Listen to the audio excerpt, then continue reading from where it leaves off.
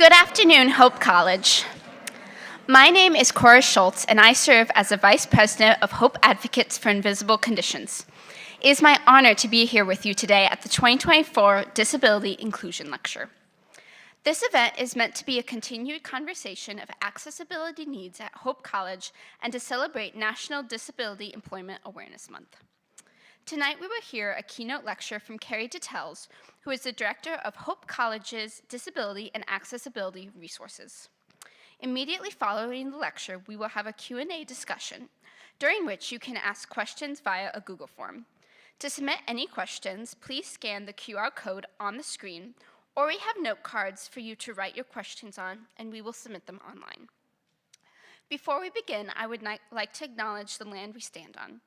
Together, we acknowledge that we gather as Hope College on the traditional land of the Peoria, Potawatomi, Odawa, and Ojibwa peoples past and present. We honor with gratitude the land itself and the people who have stewarded it throughout the generations. As a community, we recognize the ever-present systemic inequities that stem directly from past wrongdoings. We acknowledge this long history of injustice and commit to educating ourselves and our community as we seek to honor the legacy and the culture of the Indigenous peoples. We are grateful to Hope Advocates for Invisible Conditions and the Center. Hello, my name is Emma Paring, and I have the privilege of serving as the president of Hope Advocates for Invisible Conditions. I am so excited to gather today and to hear from the incredible Carrie Detells. But first, I am here to present to you this word cloud.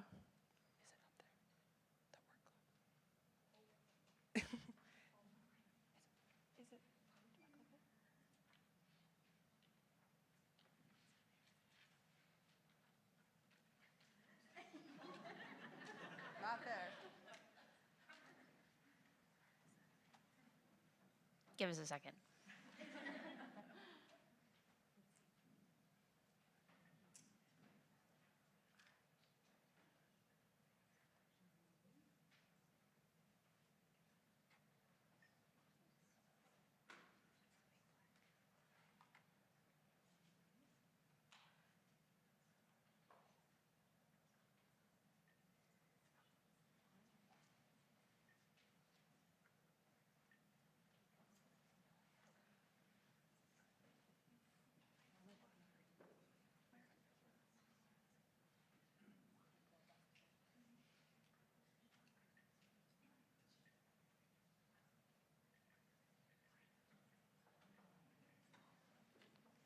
Technical difficulties.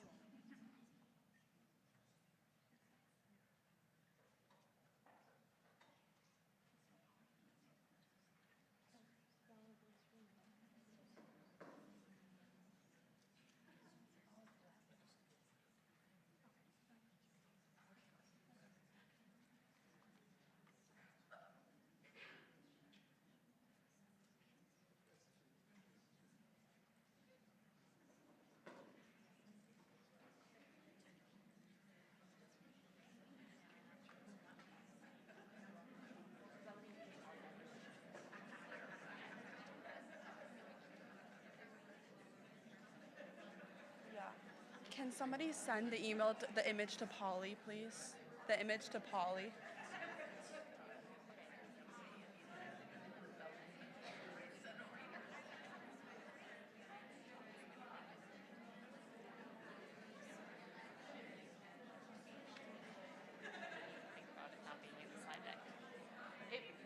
It wasn't sent to you. Oh, no. And so I didn't even, I forgot that we needed it probably in the slide deck. Oh, okay. Yes. Okay. Do you want, do you want Julia to read the bio right now while you all do this, and then we can do yours afterwards? Yes. Okay.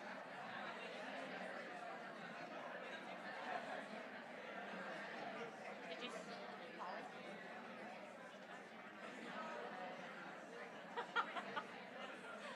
Thanks. We didn't put it in your slide deck. Right? Right, I didn't know that they hadn't sent it to Polly.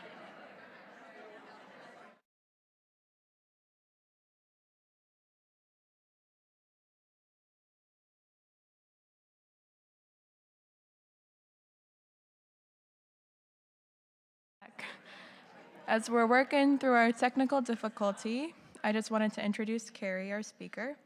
So my name is Julia Voigt, and I serve as the treasurer for Hope Advocates for Invisible Conditions. It's my pleasure to introduce you to our speaker for today for the Disability Inclusion Lecture, Carrie Detells. Carrie Detells has served Hope College in Disability and Accessibility Resources since 2016, currently as the director. Before Hope, Carrie worked for Michigan Rehabilitation Services, primarily with Allegan County High School students with disabilities. Carrie has a master's degree in rehabilitation counseling and is a certified rehabilitation counselor. She serves on multiple boards, including the Michigan affiliate of the Association for Higher Education and Disability and also Disability Network Lakeshore.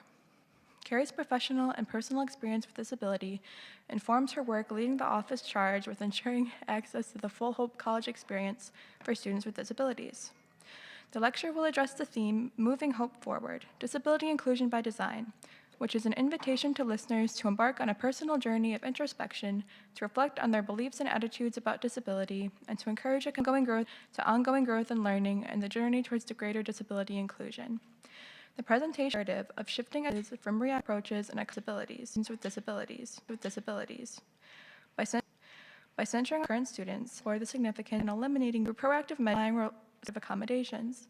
It will advocate for a paradoxical design principle, assessing the creation of inherently inclusive environments that diverse needs. Noting among educators, administrators is essential for identifying and addressing its accessibility challenges effectively. The lecture will emphasize the importance of a culture of continuous improvement, responsiveness, and adaptation to ensure that disability inclusion remains a dynamic and evolving priority at Hope. Now, if you all could tell me in giving Carrie Detells a warm welcome to the lecture.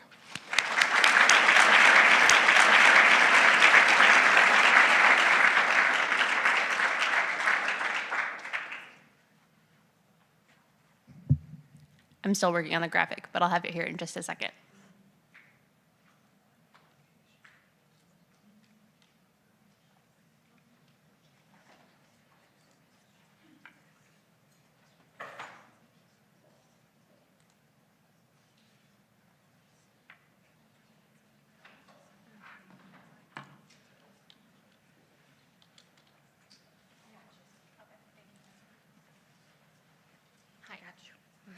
Hello, my name is Margot Walters, and I'm just here to kind of fill in this little gap. And so here we're going to go right now onto our word cloud. So my filling time was really small, but I really like to say very much thank you to HAIC, Hope Advocates for Invisible Conditions. You can find them at the Keppel House on Wednesdays from 7 till 9 p.m. And Emma is our president this year. She's going to be back up with the word cloud in just a second. Our vice president is Cora, and I hear that it's up, so bye-bye.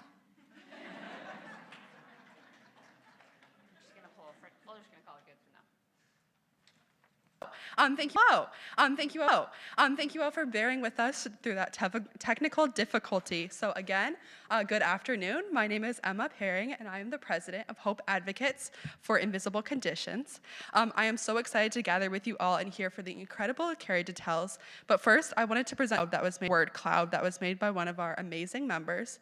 So this image represents the hidden disability sunflower, which is an international symbol used to represent hidden disabilities, most commonly used to get across Europe, but it's becoming more states and in other countries. So I invite you to take a moment to look at these hope from the perspective of students with disabilities, mental health conditions, chronic health conditions. To me, this image perfectly represents the constant juxtaposition of so many other. We see words like progressing and accommodating, existing alongside words like underfunded. The authentic lived experiences of students, and we owe it to them to listen. Despite the progress years, while also calling this place we love and care about, to be fully and intentionally inclusive of all students. We are here today to disabled students are not just accommodated, considered in all stages of planning, decision making, and implementation. Disabled students are not an afterthought, and it is not an if we have the time and money. Access is a human right, and it deserves to be prioritized. Furthermore, especially in election year, we cannot advocate for the well-being of disabled students without simultaneously advocating for LGBTQ+ and BIPOC disabled students. Many students exist at the intersection of two or more of these identities, and failing to be supportive of one identity means we fail at including them all. Our advocacy should be intentionally intersectional, centering the needs and experiences of the most marginalized. We are here today because of the firm belief that Hope can and will and is doing better to support disabled students. Because of our community's efforts, we are seeing both changed perspectives as well as concrete, tangible actions. As we listen to Carrie's incredible words, I want to encourage each and every one of you to imagine what you can do to support disabled students at Hope. No effort is too small, no person inconsequential. We have made incredible progress, but we can't stop here. Inclusion is an action. It is a long-term commitment to all students. Friends, thank you for your presence here today. I invite you to continue spreading your joy, to keep advocating for disability access, and to imagine Hope as a place for radical inclusivity.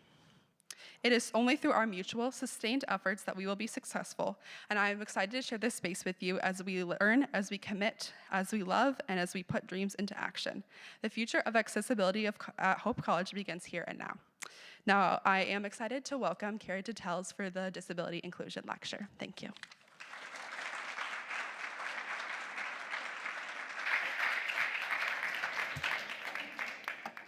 Okay, Emma, thank you. I love that.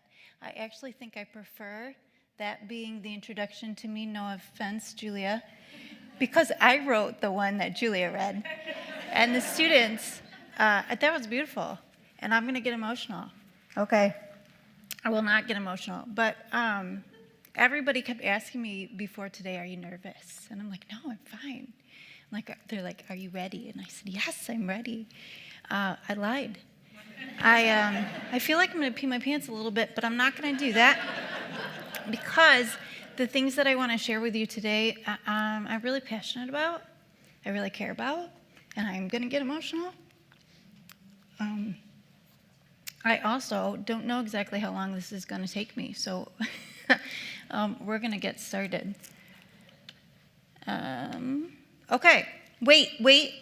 You can't see that one yet. Okay, so I'm really excited to be here. I'm grateful to Javon and Polly and Margot. Thank you to all the HIAC students and everybody who's been involved in organizing today. When I asked Javon to help me understand kind of why they chose me to speak, I went and I said, here's all my ideas. I want to do this, I want to do this, I want to do this. And Javon goes, Carrie, just share the vision. And I was like, oh, I can do that, right? So I'm here today to share the vision. And so that's what I'm going to do. Some background. For the past year and a half, I've been doing research and writing iterations on a chapter about the disability, chapter of a book about the disability at Hope, for the next book about Hope's history. And a lot of what will be shared today comes from that. We'll spend some time talking about where we've been, where we are now, in order to understand where we want to go.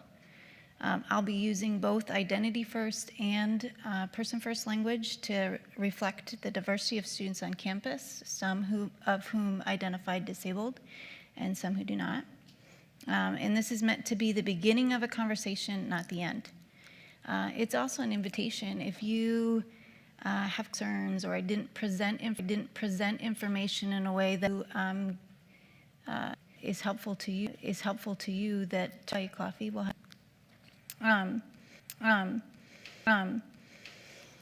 Now you can see this is a picture of my oldest Lucas in nothing but a Speedo. Lucas is a swimmer and a water polo player. In this photo, he's smiling while he flexes his muscles with 2 yellow water polo balls on each bicep. I did ask for permission to put this in my presentation, and I got an enthusiastic yes. So the reason I'm sharing is I hope this lecture generates a lot of conversation. The conversation ends for me tonight at 5:30 because it's senior night at his water polo game, and that's when I need to leave. All right. To put the purpose of today's lecture into context, President Scogin gives a pre-college address every year. He calls it the State of the College. So I'm here today to give a state of disability at Hope. And I want to do it by talking about three things. We're going to talk about historically what has been the Hope approach. Second, I want to talk about a concept introduced by President Scogin during this year's State of the College address, radical inclusion. And then the third is an introduction of a new way to approach our responsibility to every member of the Hope community that we'll call the Hope Way. So here's the thing. I'm not here to tell you what to believe or how to feel. I'm not here to tell you what to do. I'm here to offer observations, share stories, and make a few suggestions, and the rest is up to you. DAR and disabled students can't do this alone. We've tried, and it's not working. So consider this an invitation to join us. Okay, we're going to start a journey tonight in the 90s. This is early 90s, and I put this up here just in case I seem nervous, or my voice was shaking, or I stumble over words. Just so you know that I've done this before. In this photo, I'm in the basement of North Christian School. I'm standing behind a 4th grade sized desk and reading from a paper resting on a podium. I'm wearing a black t-shirt with red letters that say DARE, and the white words underneath say to keep kids off drugs. So if you're a Gen Xer, or like me and Matt Margarone, a geriatric millennial, you probably know DARE. I asked Matt to phonetically spell out his last name so I could say that correctly. Anyway, so it was popular in the 1980s and 90s. Police officers would come to your classroom and teach you about not doing drugs. Anyway, this is me, I believe this is me speaking at our DARE graduation, so proof that I have been entrusted before with communicating important information. Okay, so continuing our journey through the 90s, this is 1994. In this picture, I'm standing in the middle of 3 women who are wearing purple scrubs and have stethoscopes around their necks. I have shoulder-length blonde hair, a mauve shirt with sunflowers, and a 90s-era scrunchie on my wrist. We're all smiling.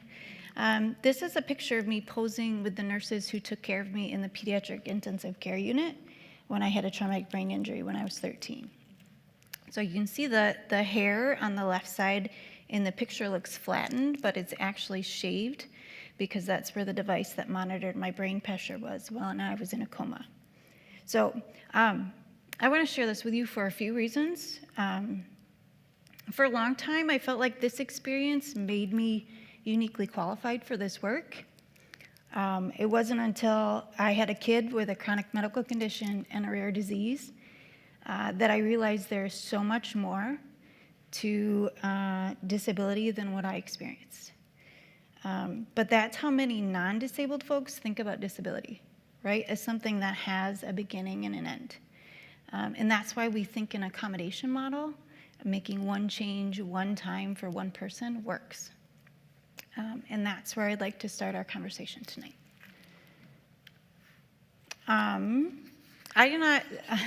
So we're still in the 90s. At the same time that I had my brain injury, Chris Klein was a student at Hope College from 1992 to 1997. I didn't tell Chris I was going to do this, but this is basically a plug for his book that was published in June. The QR code will take you to the publisher's website if you're interested in checking it out. The picture on this slide is the cover of the book titled My Big Toe, A Story of Perseverance by Christopher J. Klein. And there's a picture of the toe on his left foot typing in what looks like an iPad. It's an alternative augmentative communication device, and that's how Chris communicates. He gets around using a motorized wheelchair. Chris attended Hope shortly after the passage of the Americans with Disabilities Act. So he still expected a campus that was not inherently accessible to wheelchair users.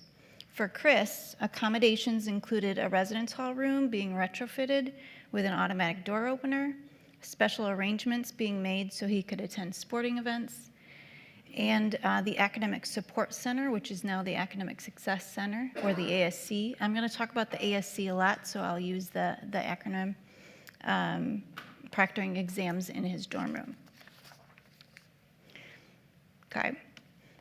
So let's talk about historically where we were in disability history when Chris was a student at Hope. Before Chris was born, the Adaptation Act of 1973 his attendance. It was the first disability civil rights law in the United States, and Section 5 did two things. Number one, it led to an increase in the attendance of disabled students in higher ed. And number two, it led to the establishment of disability service offices on college campuses. In response to this law, Hope College established the Office of Disability Services and hired Louise Shoemaker as the first director in 1987. And during her tenure as the Director of Disability Services, Louise was instrumental in raising awareness of disability, mentoring students, and establishing processes for accommodations. Some services for students with disabilities were provided outside of the Office of Disability Services. Specifically, the ASC provided services for students approved for testing accommodations under its director at the time, Jackie Heisler. When the ADA passed in 1990, the ADA's purpose in higher education has always been to ensure that students with disabilities have the same rights and opportunities as all other students.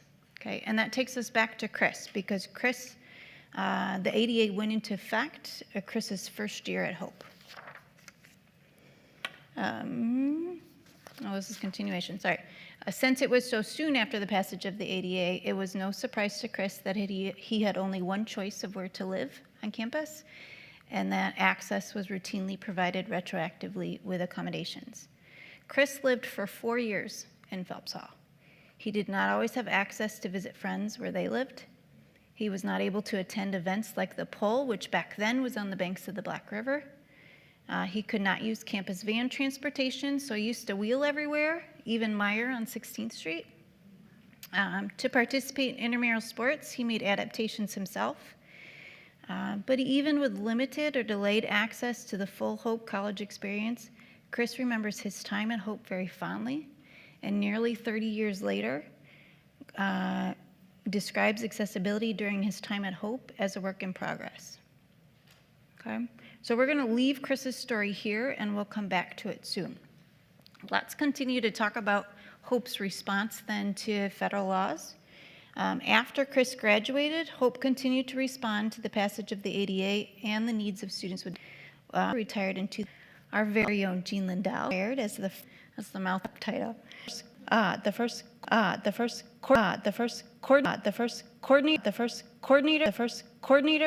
coordinator of academic support services for students with disabilities. The ASC also hired a part-time disability specialist in 2008. And 2008 was also the year that the ADA Amendments Act passed, which further expanded program development by doing two things. Again, broadening the definition of disability so more students became eligible for accommodations under the ADA, and shifting the responsibility of meaningful access from the student with a disability to the institution. Okay. This slide has 8 significant actions Hope took in the span of about 6 years. Most of this activity was a continued response to the ADA.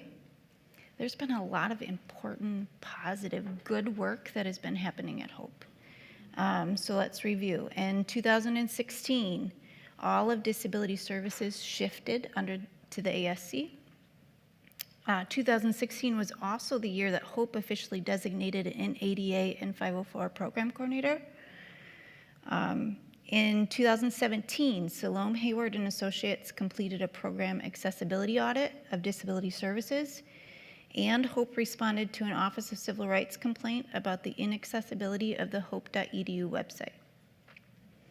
In response to those two things, in 2018, Disability and Accessibility Resources, or DAR, separated from the Academic Success Center to become its own office, and Hope implemented a web accessibility policy and named a web accessibility coordinator. And then in 2021, the first student group in Hope's history for disabled students was officially approved, Hope Advocates for Invisible Conditions. With the passage of each disability law, Hope College has responded to its responsibility for non-discrimination and access, but continues to lag behind societal shifts. And I have up here generally about 10 years, so I just want to give you a few examples. The regulations for the Rehab Act of 1973 were published in 1977. Hope established the Office of Disability Services 10 years later in 1987. In comparison, many colleges and universities were establishing disability services offices in the 1970s. Some, like Michigan State, before the law even passed. Their disability service office was established in 1971. Another example, the practice of proactive accessibility gained traction in the early 2000s. That's when the field of disability services began making changes to one, align with the social model of disability, which is a way of viewing disability based on barriers in the environment, and shifts to universal design, which focuses on designing environments usable for the greatest extent possible, usable by all people without the need for adaptations. At Hope, the earliest record of response to this shift is the Academic Success Center, making universal design one of its 3-year goals in 2014. So the ADA Amendments Act in 2008 marked the beginning of a broader societal shift in post-secondary education toward proactively providing access for disabled students. Hope most notably began responding to this shift when DAR became its own office in, you guessed it, 2018. Okay, so let's talk about it. 6 years ago, DAR came to be. We launched the office with an accessibility campaign that was shared with the campus community, specifically the academic division, during the pre-college conference in August of 2018. The quote on this slide was shared with faculty, and today I'm sharing it for context regarding the lens through which DAR was established. It's a quote from Margaret Price, who's a faculty member at Ohio State University. She's also the director of their disability program studies there. It reads, quote, "A powerful feat of imagination is required to go beyond welcoming disability instead of actively expecting it," unquote.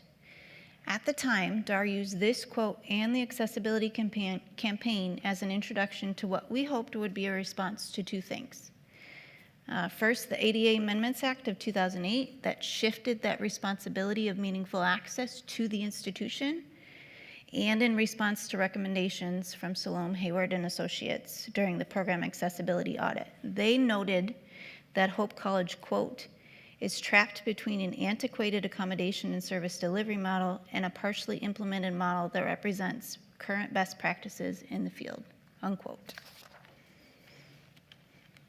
All right, the accessibility campaign, so apparently you're supposed to suck on a mint and it helps with saliva.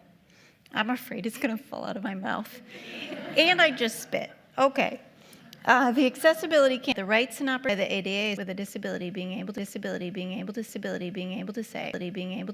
I fully participate, I can access all information. Right? So how do we do that? How is access provided and those student outcomes met? Access is defined by the Association of Higher Education as a disability as an equitable opportunity to full participation resulting from either an environment that is designed to work for a majority of people or effective, reasonable modifications to policies, practices, procedures, and other environmental barriers. While the terms access and accessibility are often used interchangeably, as this definition implies, they're actually different. Access is the end result of a chosen practice. In other words, we can choose to practice proactive access, which is accessibility, or we can choose to practice retroactive access, which are accommodations. Providing access using accommodations has always been permissible under the law, but it has never been the intent or the spirit of the ADA. So here's the thing. Despite the shift in the field of disability services and continued conversations about universal design at Hope, we continue to operate from an accommodation model, particularly in the academic program. Okay, so what have we learned since DAR became its own office and encouraged the campus community to move from retroactive access to proactive access? The creation of a single office to provide disability services and the rollout of the accessibility campaign marked an important shift. Greater visibility and consistent service delivery likely contributed to an increase in students utilizing disability services. Between 2012, when academic accommodations were provided by the ASC, and 2022, when they were provided by DAR, DAR saw a 170% increase in the number of students utilizing services. Put another way, DAR saw a 170% increase in the number of students with disabilities experiencing barriers. An accommodation is a modification to a policy, practice, or process in order to mitigate a barrier. Students don't request accommodations without first experiencing a barrier. Mitigating barriers upon request with accommodations is good and it is important, but an increased number of students requesting accommodations shouldn't be the goal. In response to this increase, we have an opportunity to either continue to mitigate barriers with accommodations, making one change one time for one person, or to mitigate barriers proactively using an accessibility model. Okay, I'm going to use the word we a lot. I'm not talking about DAR. I'm talking about Hope College, our campus community. So let's break it down, starting with the Hope approach. The idea for using this phrase to describe our response to disability comes from the book Academic Ableism by J. Timothy Domage. In the introduction, he references an article written by Ellen Cushman in which she uses a picture of a postcard called The Approach as a metaphor for the barriers between institutions and the broader community. The postcard is pictured on the slide, and it's a picture of a steep, narrow concrete stairs leading up a grassy hill with no ramp. The base of the stairs is quite wide, and about a dozen steps up, there are two large ionic columns, and the stairway narrows. 5 people are standing near the top of the steps and are quite small, depicting the significant size of the concrete structure. Domage used the image to describe how institutions rationalize creating barriers for those with disabilities. He wrote, quote, "If we were to object that such steps make the university inaccessible, many universities would make the argument that steep steps are stylistically desirable, that they fit with the template and the architectural fingerprint of the school. All the buildings are the same color with the same size ionic columns, maybe even the same number of stairs leading up to the buildings," unquote. At the time, this really resonated with me because it sounds like hope. The research I've been doing for the book chapter covers roughly the last 20 years. That time frame includes the construction of the Tom and Ryan Cook Village housing units in 2012. You may know them. They're the brick townhouses on 11th and 12th Street east of Lincoln. The first 4 units were built at the front and made to students with mobility. Being built, multiple people contacted the former, not the director of operations, including Chris. And I've read the rational email to in the construction for Cookville units. In the email, he mentions Cook Hall as an example of fully ADA compliant residents, and one reason that they decided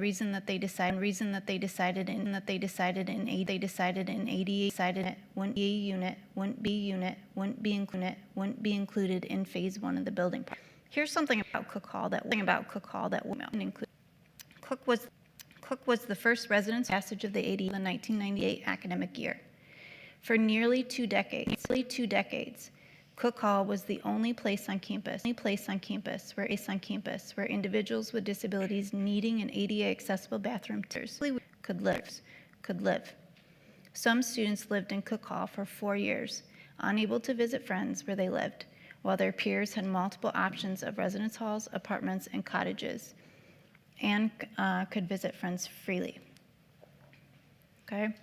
2 ADA accessible units were constructed in the Tom and Ryan Cook Village Housing Project in the second phase of the project. Yet Hope College missed an opportunity for full inclusion when it chose to exclude students, family members, and other visitors with temporary or permanent mobility disabilities from accessing the units with front stoops. Compliance was the rationale in the email, but the mission should have been the bar. Side note, this is my side note. Physical barriers are hard to avoid on a campus that is over 150 years old. Many of Hope's buildings predate the ADA and the ADA Standards of Accessible Design of 1991 and 2010. The current Director of Operations, Cara Slater, is changing that. Students now have ADA accessible options in multiple residence halls, cottages, and apartments.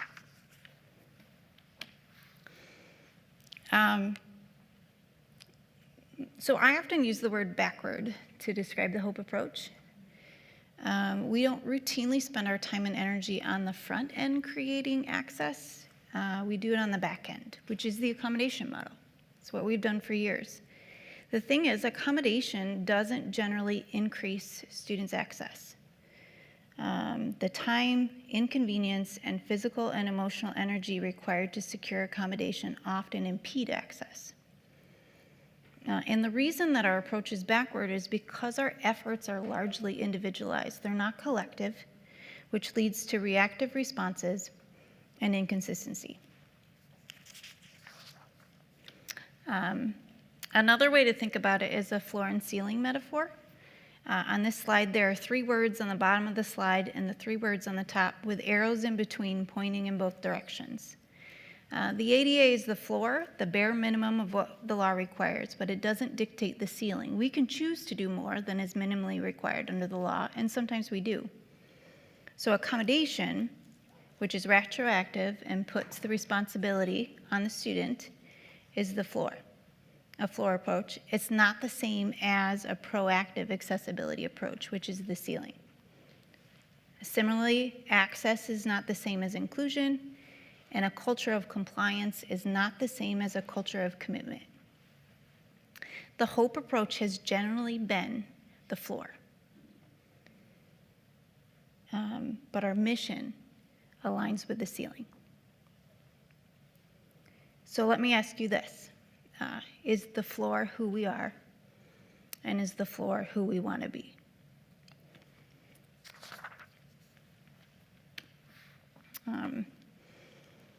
And I want to say too, I know I'm just offering observations. I think there's a lot of great people on Hope's campus doing wonderful things. But that's part of the problem, is it's just individual people and not the collective together. And maybe you're listening to these examples and thinking, oh, it's not that big of a deal.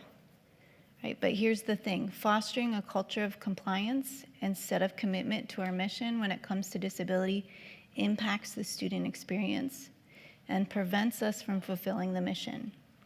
What we say and what we do become different things. So I want to just take us through a few examples. In 2020, the BUG framework was introduced by the Culture Action Team. BUG stands for belonging, understanding. I have them listed here. Understanding and belonging, because the Culture Action Team identifies the starting point. Understanding is the way to achieve it, and belonging as the end goal. Hope College defines grace as extending and believing the best in each other. With grace, quote, we strive to foster a culture of trust and accountability. Our culture is free from threat, intimidation, gossip, and retaliation, unquote. Arguably, grace may be the most important Hope College cultural value. Without grace, students do not experience understanding or belonging. Without grace, we cannot demonstrate Hope College's core values like being a caring community. Grace is a practice of accessibility. I'm going to play an audio file that is one student's experience with the floor approach. I have it in the grace category, but it really covers all 3, grace, understanding, and belonging.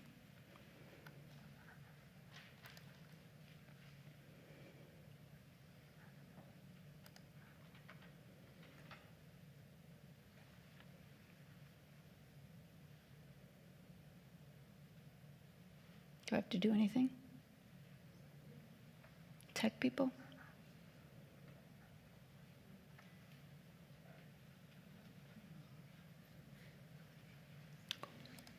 Well, this is a fun day.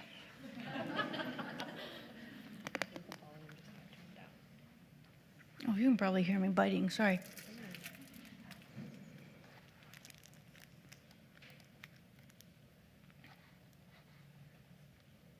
It's flashing mute. Dysplasia. As a result, I had my first surgery when I was 9. Hello, my name is Olivia Storkel, and this is my story. I was born with a congenital defect in my hip called hip dysplasia. As a result, I had my first surgery when I was 9 months old and have been having surgery ever since. I'm now 21. Since diagnosis, I've had 11 surgeries on my hip, including a recent hip replacement, 2 on my knee, and 1 to lengthen my Achilles tendon. I've always struggled with chronic daily pain that inhibits my walking, sleeping, and overall mood. At the beginning of my freshman year at Hope College, I was told I'd need another surgery. Well, I wasn't sure how this would work in college, but I didn't expect it to be as difficult as it was. I would be in the hospital for a week and on crutches for 8 weeks. My recovery would need to take place at home instead of on campus, especially because it was going to be in the winter months. I started off by meeting with Carrie from DAR. She was helpful in any way that she could be, but per Hope policy, there was not much she could do for me. She said that my absence was up to my professor's discretion. Several of my professors were okay with accommodating me while I was not on campus, while one professor told me he would fail me if I wasn't in class and that I was an inconvenience to his class. This stuck with me and ultimately made me postpone my surgery until the next semester. Coming into my sophomore year, my hip pain was debilitating and caused me to miss class and self-isolate in my room. I came back to Carrie in frustration with what had happened previously. I had met with people such as the Dean of Students, the Ombudsman, John Jobs, and attempted to meet with President Scogin after filing many complaints. These people were somewhat willing to listen to my story, but ultimately were not able to help me again. This created more frustration as I thought they were the people in power and had power to change these policies.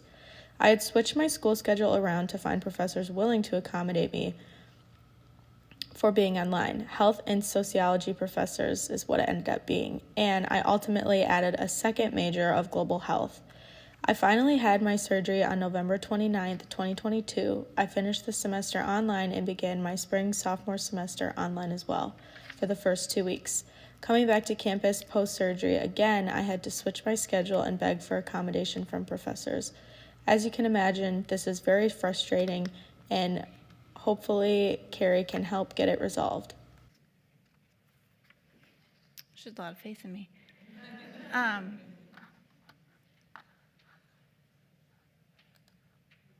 Nope. Megan? What? Oh, I'm on it? Oh, sweet. Okay.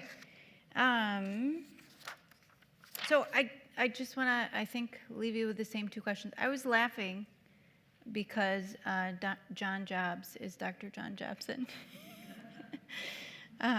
Anyway, with to that is who we are. Is that who we want? And is that who we want to be? Is that who we want to be? Is that who we want to be? Is that who we want to be?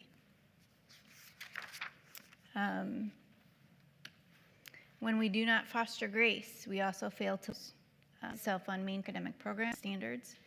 These standards can be difficult to maintain when we do not design courses and instead make retroactive changes sometimes in real time. In one example, rather than finding a way for a student with low vision in a lab to independently demonstrate the skill being assessed, using modern technology, a faculty member insisted the student work with a partner to use old technology. Even worse, the faculty member announced to the class that a partner was needed for the student as an accommodation. As a result, the faculty member reinforced stigma around disability, and the student was not able to demonstrate proficiency, an essential component of the course. After this experience, the student chose to change the emphasis area of their major rather than take an additional class with this professor. Again, I ask, is this who we are, and is this who we want to be?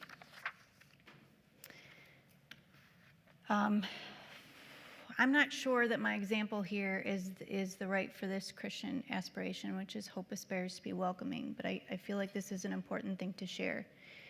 We invite students to hope and we want them to stay. We talk a lot about belonging and we have high goals for retention. We keep and report data on many different identities, including faith identity, to understand how we're doing on those goals, but not disability. Why not?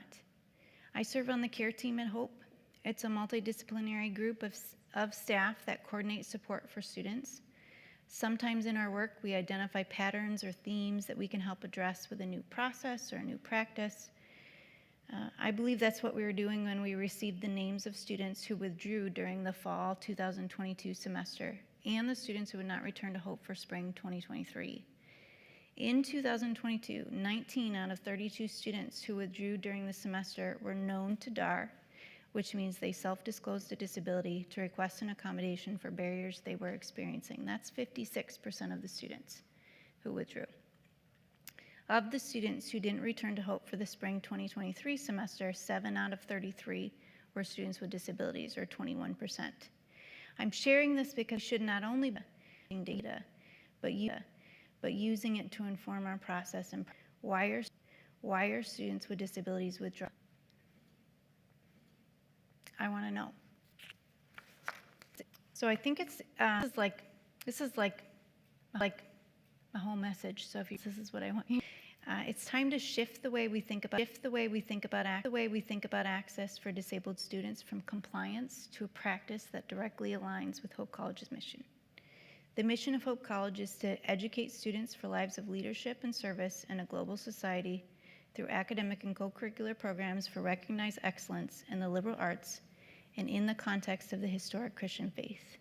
Our mission, specifically our culture and core values, calls us to practice proactive accessibility and full inclusion.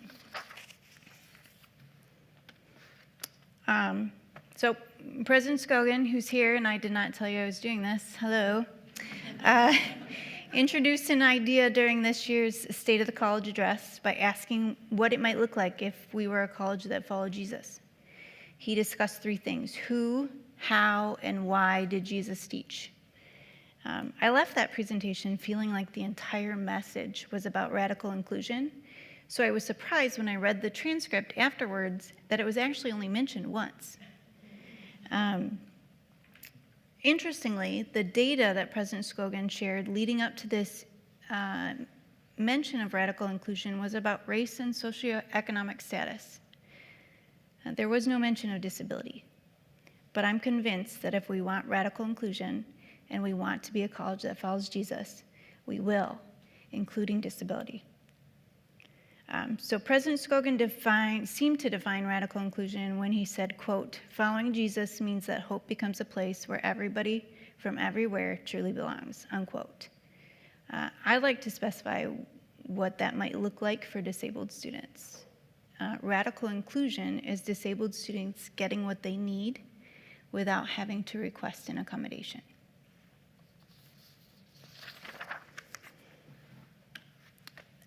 There are pockets on campus of groups that are already doing radical inclusion very well.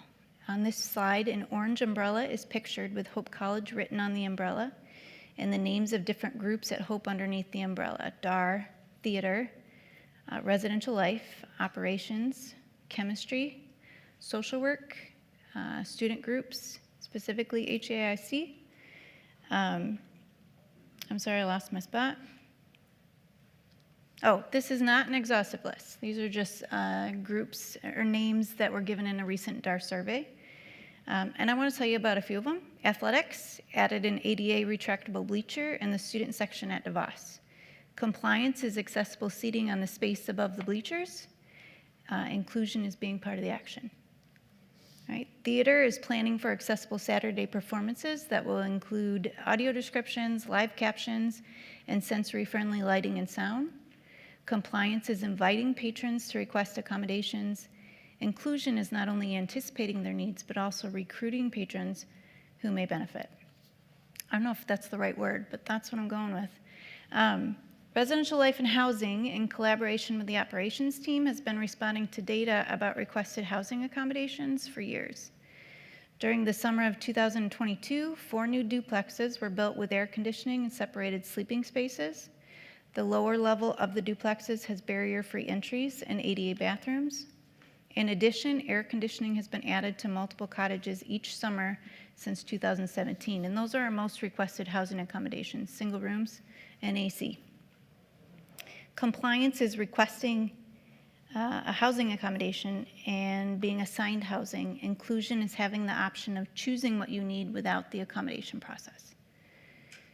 Chemistry, believe it or not, I love chemistry. Oh, there's some chemistry people here. Chemistry works really hard to incorporate universal design in their course design. They record lectures, they make them available to all students, they build in flexibility for lab attendance.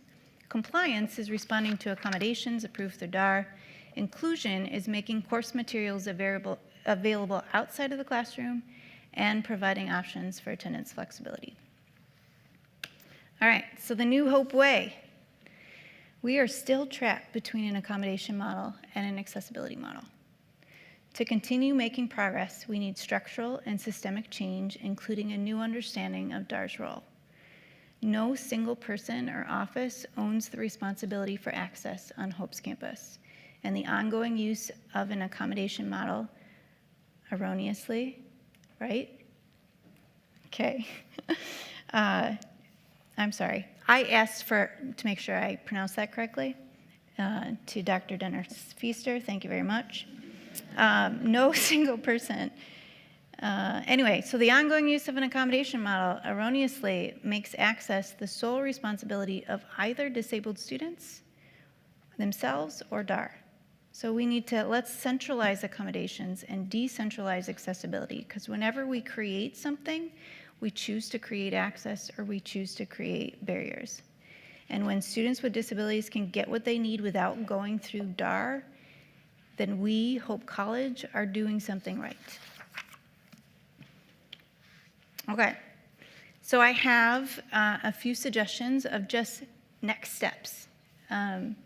First, I think we need to hold ourselves accountable for the practice of accessibility by collecting and reporting data on disability. By making changes to policies, practices, and procedures to align with the social model of disability, and prioritizing universal access in physical spaces, services, and the learning environment. This next one is actually, maybe I should have started with this one. I think this is the most important, that we need to recognize disability as an aspect of diversity. If disability isn't recognized as being a dimension of diversity, then efforts around full inclusion are siloed and far less effective. When it's siloed, it becomes a compliance issue handled by DAR, and it can be competing for resources. Hope addresses race, ethnicity, sexuality, and gender. If disability is being a part of Hope may see how it furthers our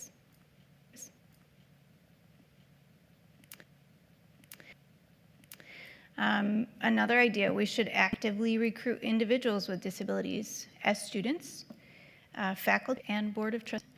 Importantly, we use opportunities of accessibility Hope College initiatives like. All right. So you want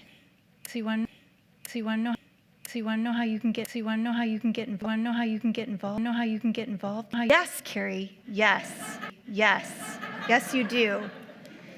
Okay, the campus advocates for invisible conditions. Their focus is awareness and advocacy, and they are very educational and informational oriented. Accessibility Task Force is responding to the responsibility compliance. That's a group that formed after the program accessibility audit in 2017. The focus is on access. It's very task oriented. There is a new group that is not quite formed, but I'm going to tell you about it today, in case you're interested. The Disability Inclusion Group, which Dennis Feaster has nicknamed DIG. Responding to the charge of belonging, the focus is inclusion, and we're going to work on, hopefully, culture-oriented systemic change. Okay, So let's talk on many different versions. I'd originally planned to go in a totally different direction. So if you were expecting something different, I'm sorry. Somehow, whenever I speak about the vision in the future, I always come back to the floor and the ceiling, to accommodations and accessibility. I truly believe that those are foundational for change. If we can do things differently and do them better, then we'll be ready to talk about things like equity and disability justice. So just take a moment and imagine being Chris Klein, a former Hope College student and a wheelchair user who attended Hope when there was one choice of where to live on campus. Nearly 20 years later, Chris watched the Cook Village housing units being built, knowing it was one more place on campus that he would never have access to. What do our actions reflect about what or whom we value during the construction of those first 4 Cook Village housing units? What do our actions reflect about what or whom we value in the years since then? We must live by our values to fulfill our mission and to be who we say we are. We must practice proactive accessibility instead of retroactive accommodations while striving to meet student expectations of full inclusion. The ADA has been in existence for over 30 years. There are more students on campus with disabilities than ever before. While the practice of providing access through accommodations may have been enough in the years following the passage of the ADA, it's not enough now. I want to end by sharing a new lens for this work, so moving from the original Margaret Price quote to a new one. This is from her recent book, Crip Space Time, which is about the experience of disabled faculty in academia and the pitfalls of an accommodation model. From the book, I'm going to read a little bit longer quote than what's on the screen, but from the book, quote, "Collective accountability is the only way forward. Individual accommodations, and by extension, individual efforts, no matter how warmly granted or skillfully executed, will only lead us further from equity and justice. Collective accountability is not just desirable, but necessary. If we want academic life to change for the better, the work will take a long time. It will be an ongoing practice and not an event." Unquote. So please join us. Thank you.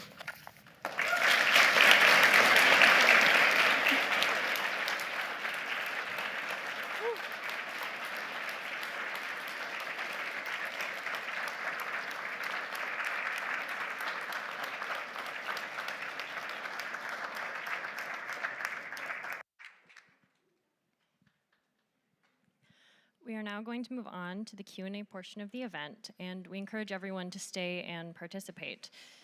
If anyone does need to step away, we ask that you do so now so we can have a meaningful conversation without major distractions.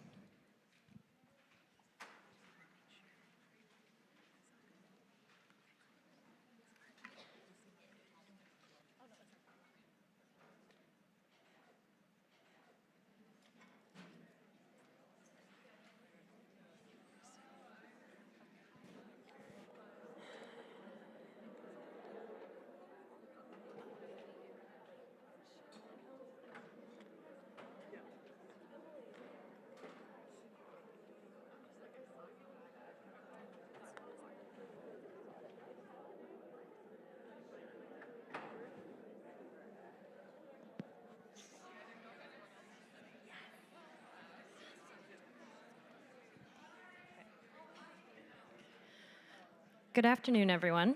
My name is Jillian Hickok, and I am a senior here at Hope studying biology and exercise science. I have the pleasure of serving as HAAC's secretary this year, and I want to thank you all for coming out to listen to Carrie Detells speak this afternoon. We are all honored to hear from such an incredible and knowledgeable person. Forward to the Q&A. If you have any questions, please scan the QR code on the screen to submit them. We also have note cards, questions down. If you would like a note card, please raise your hand, and our volunteer will bring one to you. Okay. I'm going to start us off with a question. Are you ready? Okay. So, first question is, do you have any specific advice for faculty on how they can structure their courses ahead of time to be intentionally accessible rather than making spaces where students would need to seek accommodations? Yes. Can you hear me? Oh, yeah. Okay. So my short answer is yes. Do I want to get into the weeds of that right now? I think that there's 3 things that we recommend that faculty do. And the one that we've been working on the longest is probably just making sure things are captioned. Because captions not only help students who have hearing loss, they're good for students with ADHD, who are neurodivergent, who are sleep deprived, who are hungover. It's helpful for everybody. So that would be a good first place. 2 is just purchasing or procuring, I don't know if that's the right word. I'm very self-conscious about my words. Accessible materials. And when I say accessible, so we have more students on campus than ever before who use text-to-speech, who use screen readers, who navigate things digitally. It's really important for those materials to be usable by those text-to-speech and those screen readers. And we're happy to talk to you about how to do that and how to identify stuff like that. Those are my 2 main ones. There's more, but it's okay. Thank you. Yeah. I know that myself and many others really appreciate when captions are a part of any videos that are shown in class or other things like that. So, yes. Okay, here's a question. Could you please share some more of the data you collected through your research, and was anything surprising to you? The problem with data is we don't keep it. Hope historically has not kept data on disabilities, so the only data we have are students who come to DAR and request an accommodation. And students don't request an accommodation unless they're experiencing a barrier. So we know we have more students on campus with disabilities than come through our system. Is there anything that was surprising about the research? I need to sit up here because it'd be like having a conversation with her, and she could answer questions. I don't know that surprising. I think it was to when I did try, like I went to archives to find just material. There was one folder. So Louise Schumann, 29 years, and there was one folder on all of the amazing. So.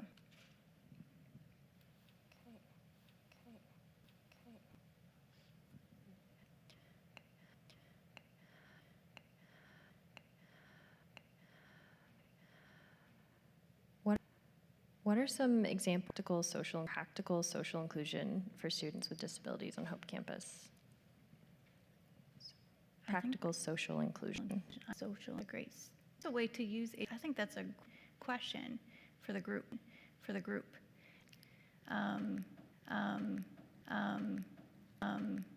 I think a basin that I often make is, or we make at DAR is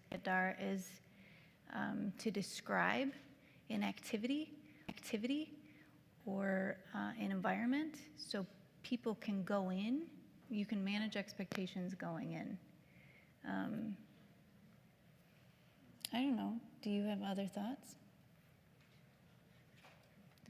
I mean, you mentioned HAIC, which I think that's a really great resource for students that are looking for a community on campus. Like you said, we do a lot of education and advocacy work, but we also do community support in terms of peer-to-peer relations. And so I think that's really important. Can I make a comment about questions? Yes. I'm a processor. So to answer questions in the moment, it's really hard for me. I can't tell you how much work I put into this. So one of the things maybe I'll do is if you could send me the questions afterwards, I can put better answers in writing. Okay. Yeah, we can absolutely do that. You mentioned that you are on the care team. And some people are wondering where you see opportunities for growth in that space in terms of student support systems and the care team. One of the things that we've done, when I talked about identifying patterns, so we had there's multiple things. One of the things the care team has done in the last few years, buying private spaces on campus where students can have telehealth appointments and publish that on CAP's website.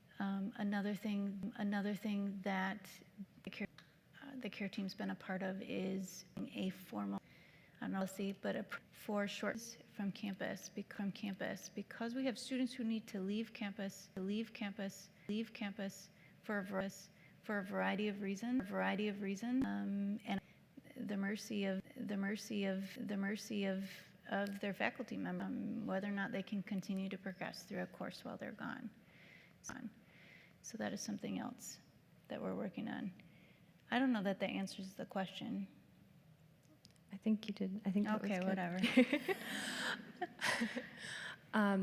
Yeah, what you said reminds me of the soundbite that you showed us, that you had us listen to. The Olivia and her story and her struggles and frustration with a medical procedure that she needed to have to treat horrible, debilitating pain, and the unfortunate response of one of the professors in that space.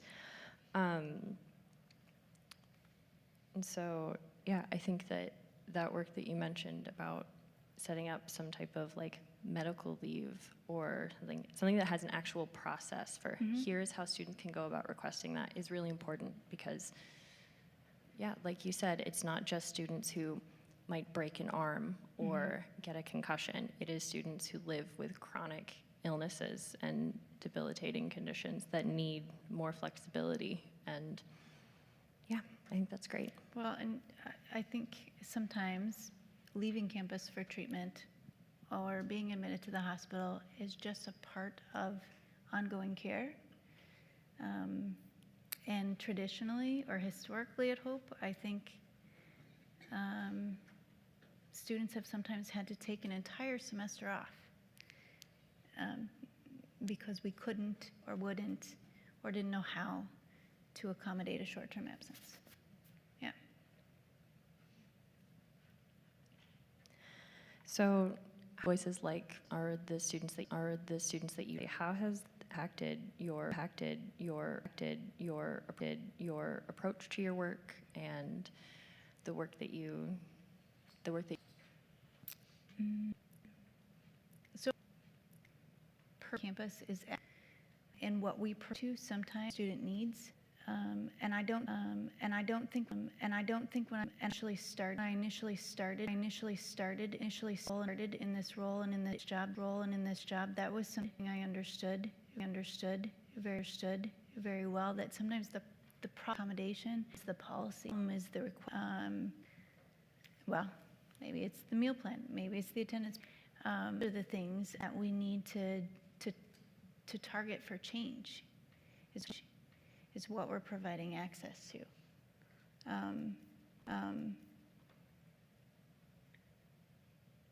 Yeah.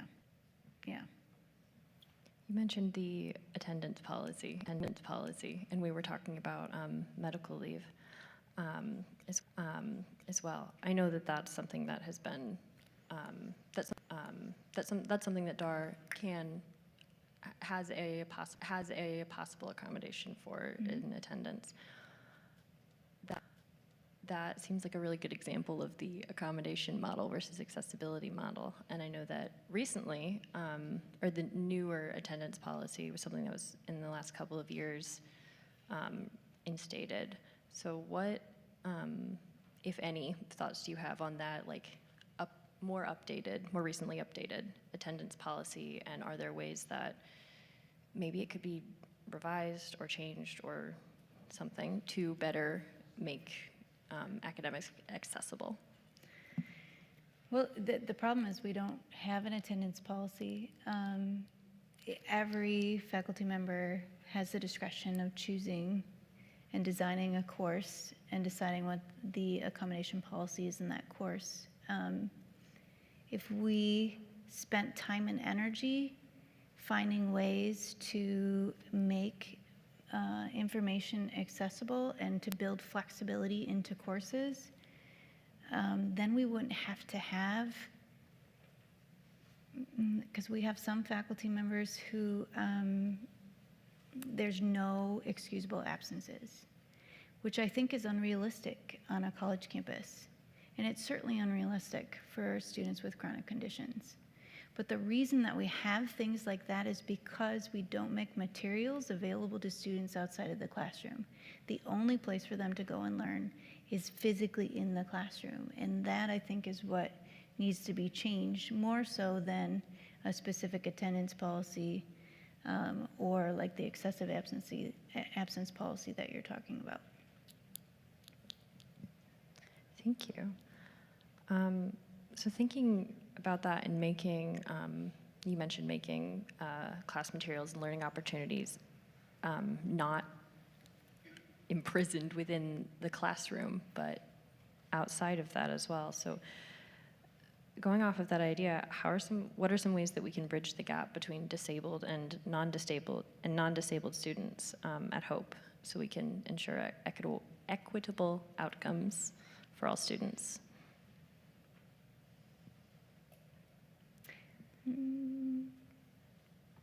Well, I think it starts with awareness. Like I said, we do things backwards. We design courses for the 90% of non-disabled students who can come to class and have access to all the materials. If we designed courses for the students on the margins, for the 10%, it would include and take care of all of the other students. What do you mean? Well, is that a question that was submitted? Or is that one of the questions you guys came up with? It was one of the questions that we came up with, but other people have asked that as well. I'm just wondering if you can help me understand, what do you mean by bridge the gap?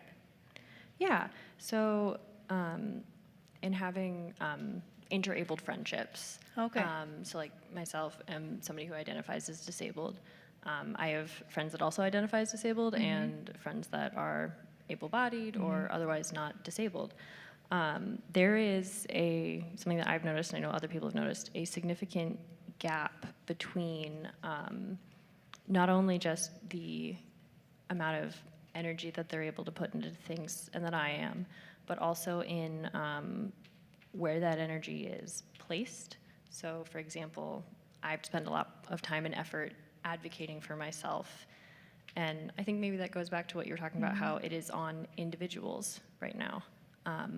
And so maybe perhaps that is in relation to that disabled students are doing a lot of self-advocacy, which is a great skill. But we have institutions like DAR and like all of Hope that are supposed to be supporting in that. So maybe in that, did that help at all? Well, it does. I think there's an educational component to that.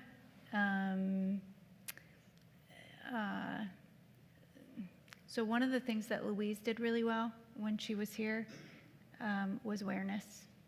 And that is not something that carried over to DAR when we took over disability services. And that is something Megan, is she still here? Megan is very passionate about adding to the things that DAR does in collaboration with HAIC, but also on our own. And I think there's other spaces and places on campus. There's a group right now that's working on developing a unified sports program.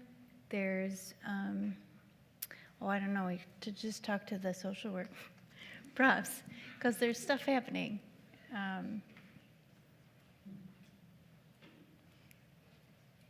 That's the end of my answer. Thank you very much. Okay, thank you. Towards the end of your talk, you talked about collective accountability in one of the quotes. What does that look like practically in an institution? 'Cause I feel like we say all these terms of like radical change and inclusivity and collective accountability, but what would that look like practically when you think about the best version of collective accountability? What would that look like? I maybe sound like a broken record, but I think collecting data is so important, and using that data to inform our process, our policy, our practice. And I think right now,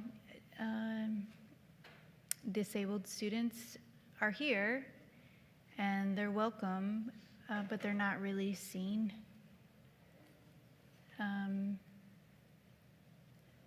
Disability gets left out of a lot of planning. I mean, what you said in the beginning, Emma, was so spot on. Disability is often an afterthought, an add-on. And recognizing disability as an aspect of diversity collectively, I hope would really change that.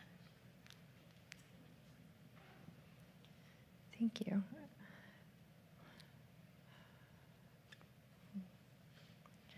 Yeah, I think what you said about what you've been saying, what many people have said of disability being an afterthought, I think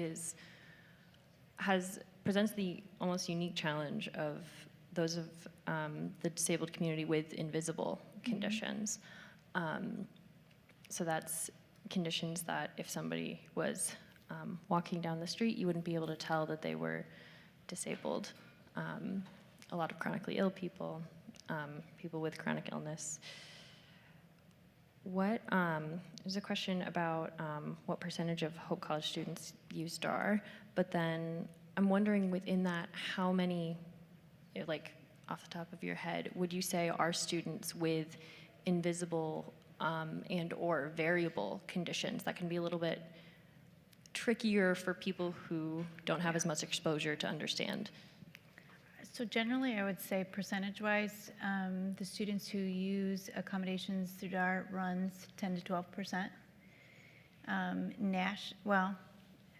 Educational, I don't know the data. The data is that 19% of students on college campuses have disabilities. That's national data. The largest population, so like I said, accommodations students don't request accommodations unless they're experiencing a barrier. The largest population of students who are connected with DAR are students with mental health conditions, then ADHD, then chronic medical conditions, then all the ones maybe that you would think about, LD, physical disability, sensory disability, those kinds of things. So the majority of students who experience barriers on Hope's campus, particularly in the academic program, are students with episodic conditions that are chronic. Thank you. I think that that's one that not only is there a tendency to forget disability, there's even more of a tendency to forget the episodic chronic conditions as well. So I think that's really important. So our last question is that you are doing really hard work and you do it really well. Given the everyday challenges and resistance that disability advocacy encounters, what drives you to continue? Oh my gosh, I just took a personality assessment. I'm very excitable. Now, excitable can be a strength, but when you overuse it, it's a derailer and a hindrance. So my derailer is, I like to push back, and I like to push boundaries. I like to challenge people. I think that's part of it. I also mentioned I have a kid with a chronic medical condition, and that kid is now 14. And someday they may come to Hope, and so I'm preparing Hope for my kid.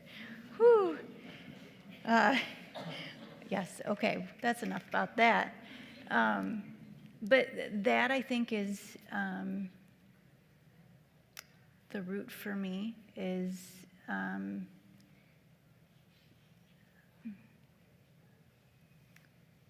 the wholeness and the humanity of the students deserve for us to show up every day and to do the work.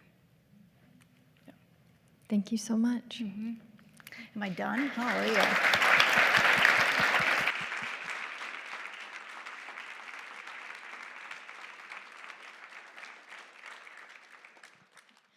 So that will end the Q&A portion.